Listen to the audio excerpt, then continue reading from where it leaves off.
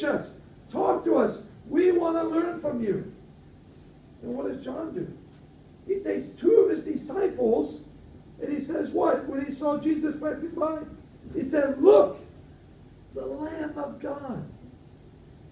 Look, the Lamb of God. Right? I can preach about the Lamb of God, but I'm not the Lamb of God. I can help you repent, but I'm not someone who can truly do anything for you. He's the one. He's the one. Go to him. And John had enough respect for John. When two disciples heard him say this, they followed Jesus. They didn't stay with John, the famous, incredible preacher. If he's turning us to Jesus, we're going to find out who that Jesus is. And we're going to jump down for the sake of time a little bit. Please read it on your own. Andrew, Simon Peter's brother, verse 40, was one of the two who heard what John had said, who had followed Jesus. I love this. What's it say? The first thing Andrew did was to find his brother Simon and tell him, we have found the Messiah, that is the Christ. Are you kidding me? Andrew just spent a few hours with Jesus, doesn't even know the guy that much, and yet says what? I'm convinced enough that this guy is who? Is the long-awaited Messiah that the Jews have been waiting for forever and ever and ever. This is the guy. After just meeting him,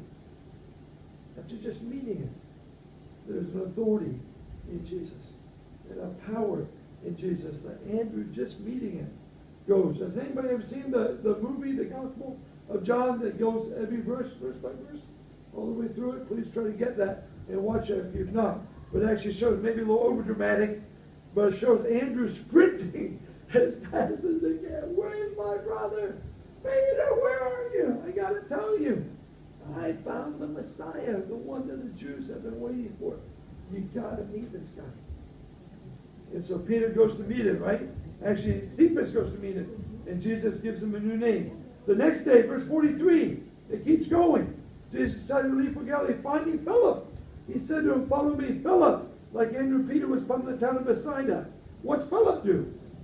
Hey, I got Jesus. That's pretty cool. I'll keep that to myself. Is that what he does? Friends tell friends about Jesus. Have you met an authentic Jesus who really is the best thing for you today? Let's forget this stupid Christianity talk and this Jesus and this spiritual stuff that's supposed to mean something but doesn't seem to mean anything. What if you got given 100 million rupees and got told you can share that with 100 people, and you have to do it by the end of this week? You pick 100 people, whoever those 100 people are, they will also get 100 million rupees just like you got given. And not only that, everyone you share with, you get a little bit more as well. What are you doing with that? Maybe there'll be a friend I can share it with. I don't think I want to find 100 people. Would you do that? What if that was the news? What if that was the news? You get 100 million rupees. Am I even saying the right thing with the money? Yeah, that's enough, right? To make a difference, okay. It's not to get confused. You get 100 million rupees, and you have the power within a week to share that with 100 people. What are you doing? Are you picking up that phone? Hey, friend, I've got the best news. I've got the best news, and it's true. I've experienced it. And 5 of my friends already experienced it. This sounds like a hoax. As I tell these hoax going around on Facebook, this one's not a hoax. This is the real news. Yeah, I know in the past you've just heard me say stuff that doesn't mean stuff about Jesus and please come to church and let's read the Bible and stuff like that. But this is real. This is exciting. This is incredible. You can get 100 million. And not only that, you can then go find 100 friends to give that to. Wouldn't that be so exciting? Wouldn't that be so amazing? Does Jesus compare with that? Does Jesus compare with that? Only if he's real. If he's not real, then let's spend another week not telling anybody about Jesus. And maybe wishing we had something incredible, some incredible news like 100 million rupees. And is he real? Because if he's real, Is there any comparison, Jesus and 100 million rupees? No comparison. No comparison. Jesus blows away 100 million rupees. Is he real? Is he real? And so Philip goes and finds Nathanael. I love this. Verse 45. Philip found Nathanael and told him, we have found the one Moses wrote about in the law from thousands and thousands of years ago. The stuff that we all studied in school, studied in religious school, but knew didn't really apply today. Guess what? He lives today. The one Moses wrote about. Jesus of Nazareth, the son of Joseph. And I love the answer. What does Nathanael say? Nazareth? Can anything good come from there? Oops. Maybe I shouldn't have been so confident. Right? How intimidating. Have any of you ever been intimidated? Am I the only one who, day after day, time after time? I've got this great gospel. I've got this great gospel that I would love to share, but what if I share with this guy? I don't think he wants it. I don't think he wants to hear it. Then what's going to happen? What's he going to think of me? Hey, I got the greatest news! No, it doesn't sound so great as you look at me like that. Have you ever been intimidated? Have you ever been, how intimidating is this? Nathanael, who apparently is this incredible scholar, this incredible holy person, we're going to find out soon, right? He tells his friend Philip, who apparently is not as incredible of a scholar, not as devoted of a religious person, a spiritual person. He says, hey buddy, I don't know what experience you're talking about. I don't know who fooled you, but guess what? If you just told me Jesus of Nazareth, I'm not even interested. Because nothing good comes from Nazareth. There's even scriptures that talk about nothing good comes from Nazareth. If you just said Jesus is Nazareth, I'm not interested. Go fool somebody else with you or whatever. And what's Philip saying in front of this intimidating guy? With this good news that he was so excited to tell just a few seconds ago, now maybe not as excited as his incredible person who he respects. In fact, the whole town respects this guy, Nathanael, because he's this amazing guy. And he doesn't want to hear about Jesus. And what's Philip say? The only thing he can't say, what? I love it. What's he say? Come and see. Come and see. I mean, I have nothing to say to you. You're more impressive than I am. I have nothing to say to you. I can't convince you. I can't convince you who Jesus is. You know the scriptures better than I do. Just come and see. Come and see. I was impressed. Jesus said, follow me, and I followed him. Jesus has captured my heart.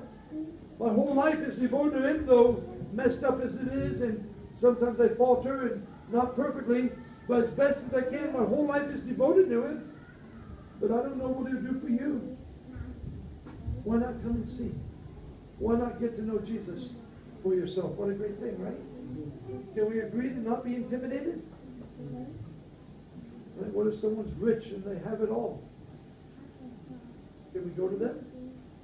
Say, it doesn't look like you need Jesus.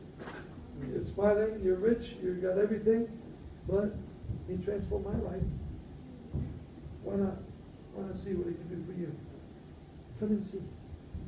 Come and see. Pastor tells an exciting testimony so close to our home, Ibu Sechiwati.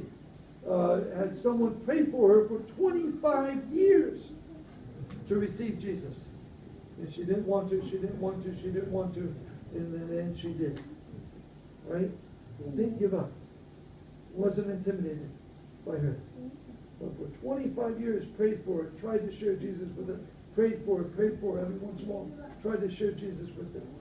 And then she accepted. Possibly the saddest story of my entire life is me being intimidated by someone who should not have intimidated me. Why are we intimidated? I have a grandmother who I love so much. She's a short little lady. She's so sweet. Never's been angry with anybody.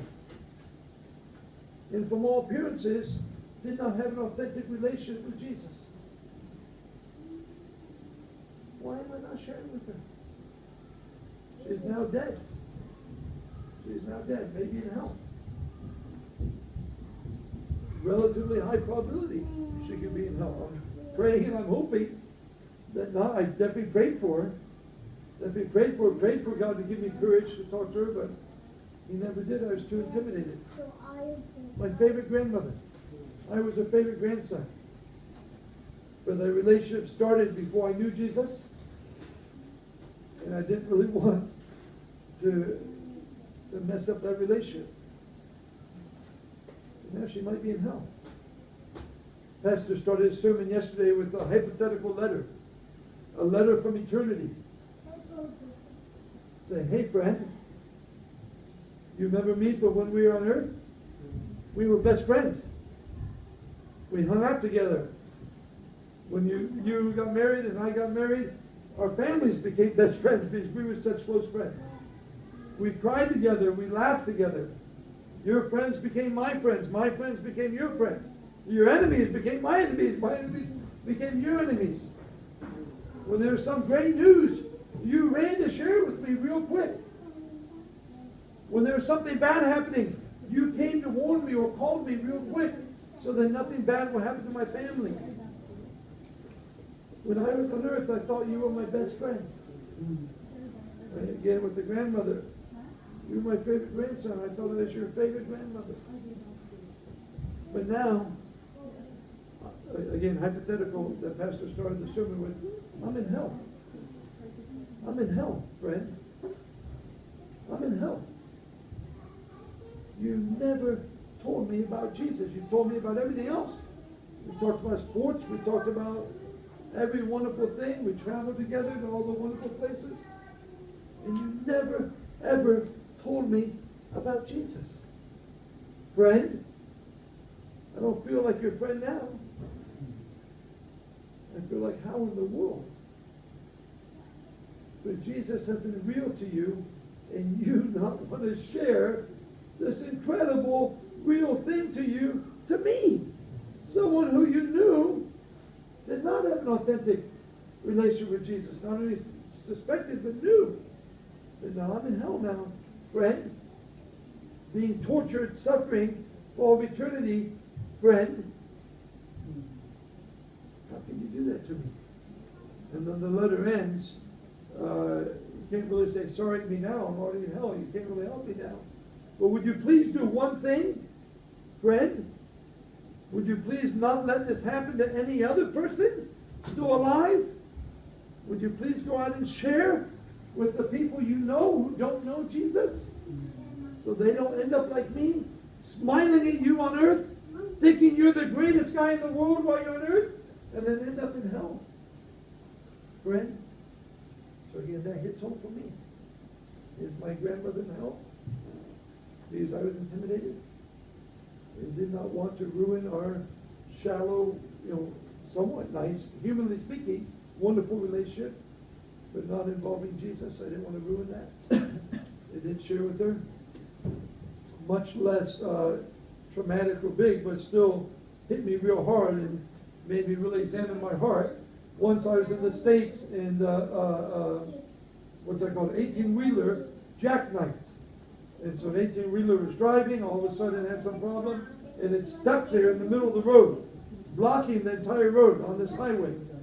And so nobody's going nowhere, right? We're all parked behind this 18-wheeler on this highway, waiting for somebody to help this 18-wheeler off the road. And everybody's getting out of their cars and frustrated and telling stories. I need to go for my wife here. I need this. I need that. I'm walking around. I'm a pretty social, tough guy. I'm walking around, and I meet this guy from India. And we share a little bit. I'm, again, a nice guy. I like to talk to people, tell them my story, tells them his story. I'm a teacher at a Christian school, I say. Oh, Christian school. We have Christian schools in India. I'm interested. And for whatever reason, I didn't want to talk to him. What in the world? I went up to him, was friendly with him. I was like, I'm just not in the mood to talk to him about, I don't know what his background is. I don't know what he's thinking. I'm in America. A safe place. I'm not in India where I might be attacked or whatever. I'm in America. And I don't know why. As a born-again Christian, how can I be